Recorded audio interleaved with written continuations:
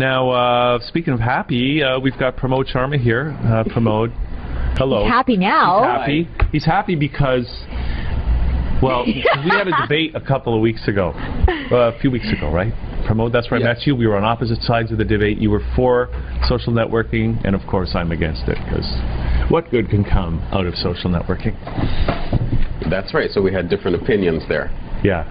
And but don't worry, I know you're a little concerned that you know, because now you're in Hugh's hood, right? Fun. So because you know, I'm not even against social networking. I just had to take up that position. Otherwise, what kind of debate would you have?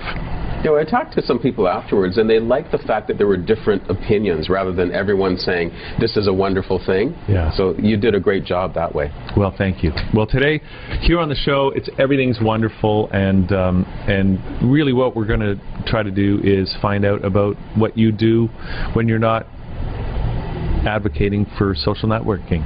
So tell us what Taxevity is. Okay, Taxevity is a company. Okay. And like by training, I'm an actuary. And so I've spent my entire career in the world of insurance. So I used to design insurance products, and then I spent about 5 years helping advisors sell insurance. And during that phase, I thought, because if you look at trust, then in financial services, there isn't much. It's the least trusted sector on the planet, according to the new Edelman Trust Barometer. Insurance? Financial services. Financial services. Okay. Wow, more than insurance? I would have thought insurance would be... It would be included within that. Okay. And I thought that if advisors wanted to get more business, then if they started using tools of social media, then that would help people get to know their expertise and also their generosity. But I knew that if I told advisors just start a blog, then it's just empty talk. I started one in February 2007 and to show advisors how they could do this. And what started happening is the public started coming to me for advice rather than going to the advisors. And I started Taxevity in 2009 so that I could help the public directly. Basically what I do is I review people's insurance to see whether they are protected the way that they think they are. And is that all aspects of insurance? No, this is only the area I focused on, so individual life and health insurance on a fee-only type of model. All right. So is Taxevity an actual word, or is that just a name you made up? It's a name I made up because you want to get a website, and if you try and find a name that we know that you like, promote, you know. So Taxevity actually, it's got a nice ring to it. It does. It sounds like you're leveraging tax. Well, of course. Kind of. And levity. And levity. Which is... You're going to lift your body? Not that kind of levity. You know, just like having a good time. Density? Like that song by, what's his name? Are they going to tax Fifth Dimension? No, there would be no tax in the Fifth Dimension. Okay. But there might be insurance. Right, Promote? I don't know. I only deal with these 3 dimensions. I don't have the clearance to talk about other dimensions. Okay, well that's that's another show, another debate maybe. I got not a confession, Promote, but my dad was in the insurance business too, so that's why I know how to ask these questions. Is it all aspects of insurance, or? But you're looking at primarily the life side, right? The life side. And health, yes. So, and you know, my dad being in the business, if the idea of him writing a blog as part of his kind of business strategy wouldn't have made sense 10, 15, 20, 30 years. Well, in those days, it wouldn't really have been possible either. I know. But what I found, because I was helping advisors for about 5 years, is I saw that they were all looking for more business. And I saw that they had difficulty being trusted because despite all their experience, because there are some very experienced people, they were still perceived as salespeople. And I thought that if they started sharing things using the new tools available, so I thought if someone is good at writing, then they could blog. If they're good at talking, then just record their voice, they have a podcast. If they're good at showing things, then just use video. So whichever medium suited them best is the one that they could use. But then it's not so much the content that creates the magic, it's the consistency. Because you see that someone, so in my case, I don't claim to have millions of readers, but I've been blogging for 5 years now. That's 500 posts. That's about 250,000 words. So that shows something about consistency, that here's someone that maybe you can rely on because they've been at it for a long time. Because the fact is, anyone else could have done the same. They could have even started earlier, but they didn't. And there was absolutely nothing stopping them from doing these things.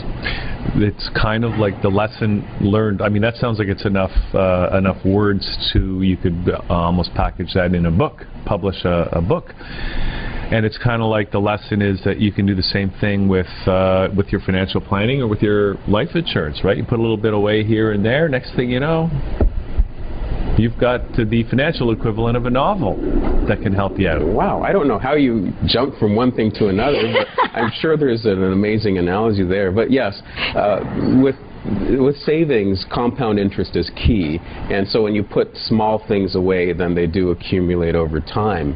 One of the things that I find surprising is that some of the posts I wrote years ago are still getting read on a daily basis. And that's an investment that was made at the time that's still paying dividends. It's still accumulating.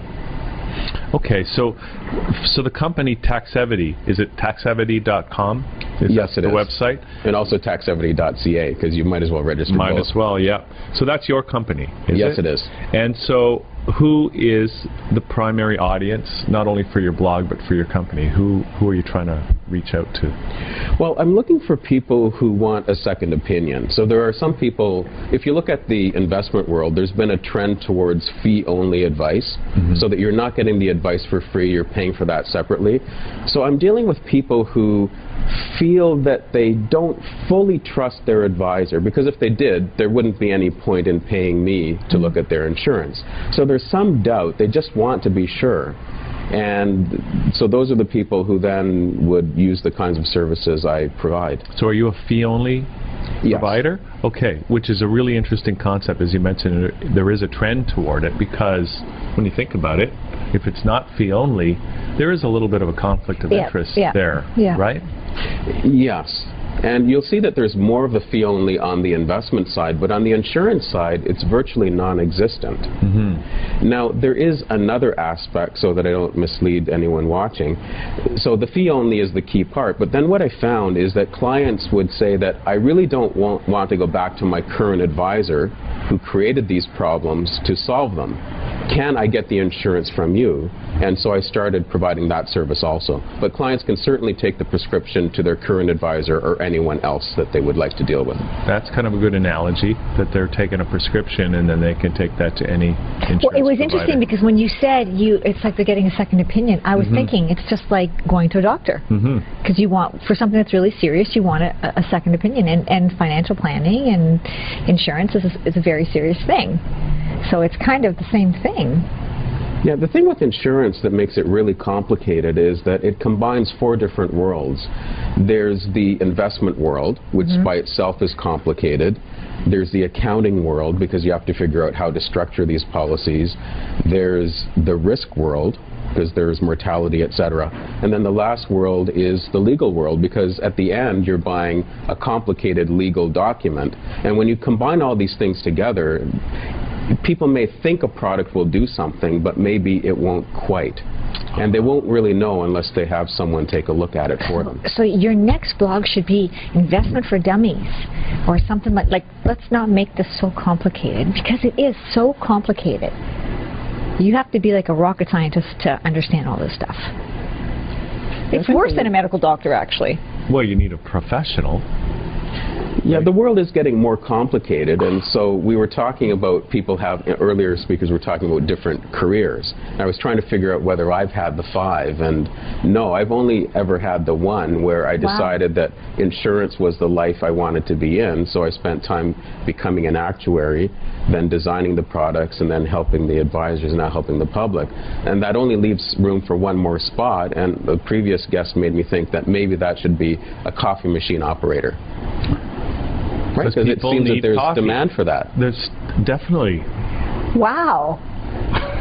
That could be a career transition. You know, that's amazing logic. I don't know how you got there, but it's got to be a really good coffee machine, though, because, you know.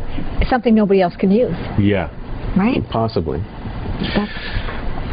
Now, Promods, so these 4 areas, the investment, the accounting, the risk, and the legal, I mean, you're looking at all that and you're making an assessment on behalf of these clients, right? I mean, the legal document alone, yeah, you've almost got to be like a lawyer to interpret it properly. Yeah, the thing to look for isn't so much what's there in the contract, because those are written fairly similarly among companies. What you're looking for is what's missing. Because if you don't know that something should be there, then you don't really notice its absence. You won't see that so much in the contracts, because Canadian insurance companies are run quite well and they're quite competitive. The places that the gaps occur more when the advisor is presenting things to the client. Because of the complexity, there are assumptions made to simplify, and when you simplify, by default, you end up distorting. You can't really help that. And the challenge is that you may distort the wrong things.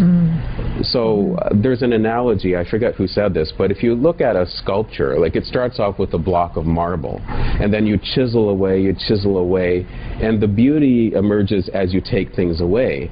And so the more you take away, the more that's there. But it takes a lot of skill to take out the right things.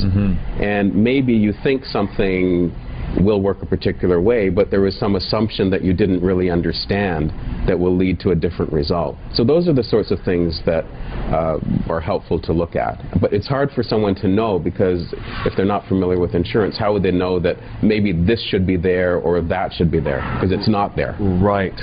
And so, to me, that makes a lot of sense, because I notice that a lot. People don't know what they don't know, right?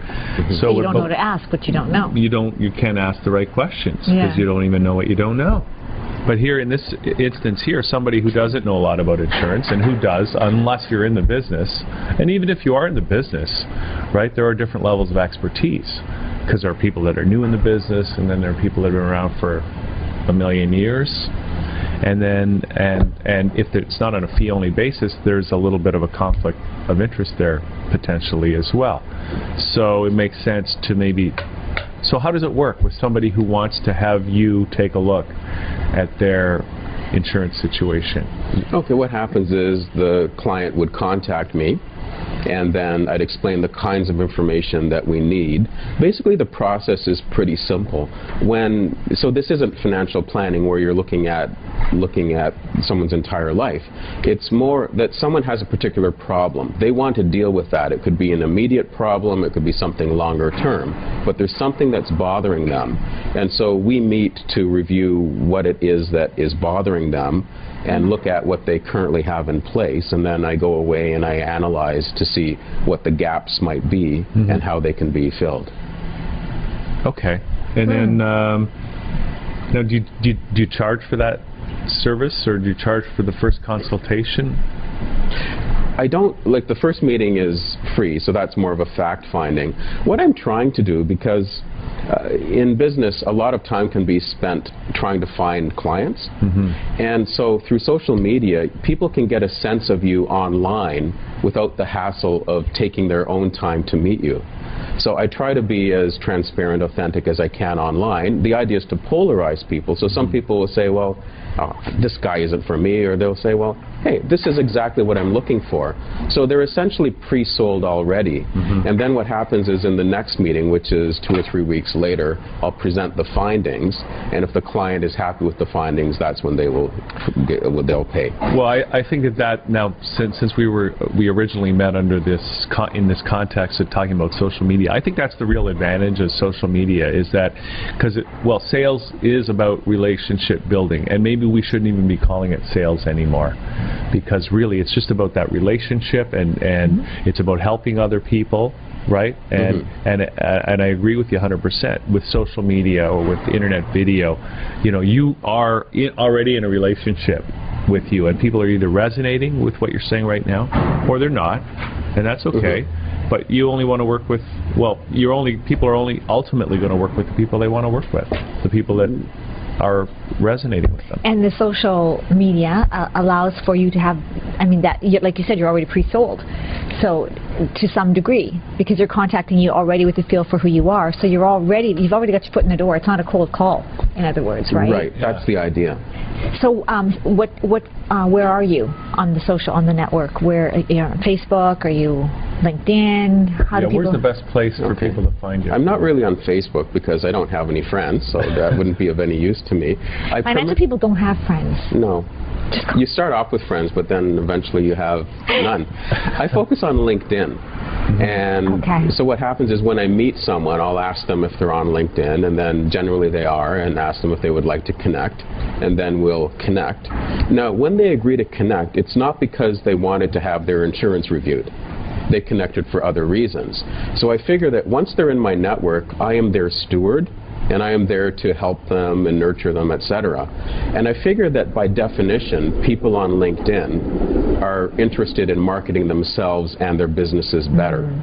And what I try to do is have regular updates that relate to marketing. And that way, they're reminded of me in a positive way, because because if I contacted them daily or weekly or monthly about, hey, would you like your insurance reviewed today, then I won't have a network. But just that familiarity helps, and then a situation will arise where maybe they would like a review, or they meet someone who could benefit from one, and they remember me because I've been in contact with them. So how much time would you say you spend in your job, okay? Say it's a 40-hour week. Okay, how many hours would you say that you spend on that actual aspect, that component of the business? On the LinkedIn part? Yeah, on the social media part. Okay, well, the social media in total takes about a day a week, which is about 20%. Saturday. So it's okay. The thing that takes the most time, the thing that takes the most time is the blogging, because I write 2 blogs a week. One is related to marketing, the other is related to risk. And I don't know how to write, and so it takes me longer to do that. I mean, I can write, but maybe there's some brilliant ways to do it faster. But the way I look at it is that the writing is philanthropy, that what I'm doing is I'm sharing the best of what I know for free. And rather than donating money, I'm donating my time. So if you exclude, and expertise. Yeah, so if you exclude that part, because that is optional, the other stuff, say the LinkedIn and Twitter, that would be maybe a couple of hours a week. Okay, so that's minimal. So your return is quite good then for the amount of time that you would spend on the social media part. Yeah, the consistency is really what's key. And you need to look and see how much time you have. So I haven't been on LinkedIn for the last couple of days, but when I'm on, say maybe later on today, I'll set my timer, countdown timer, 15 minutes. What can I do during that time? And today, because I've been away for a few days, maybe I'd need another 15 minutes. But I'm cognizant of the time, because otherwise you can be sitting there and, oh, it's time for bed.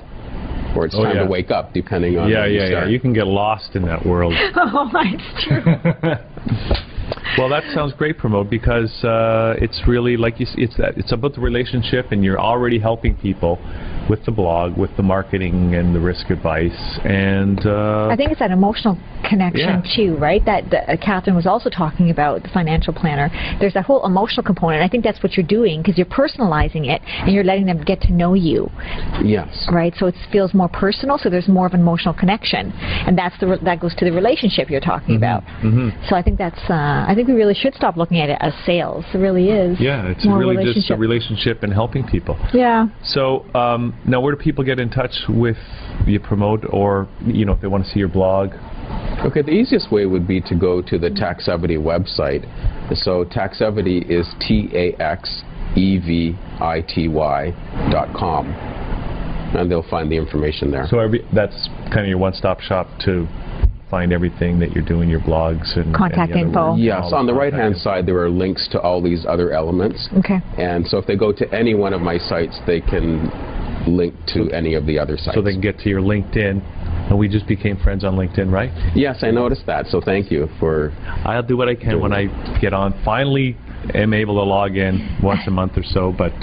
You need to have that buzzer beside you so you know, okay, it's time to leave right? You need to have that like egg timer thing or something. Mental note. Well, I just think it's interesting, Promods. First of all, thank you for coming on the show today. And, you know, so I hope it wasn't too combative. I think that we weren't even combative in our debate. But, see, Hugh's much nicer when it's in Hugh's hood, right? Yes. I wasn't unnice even at our event.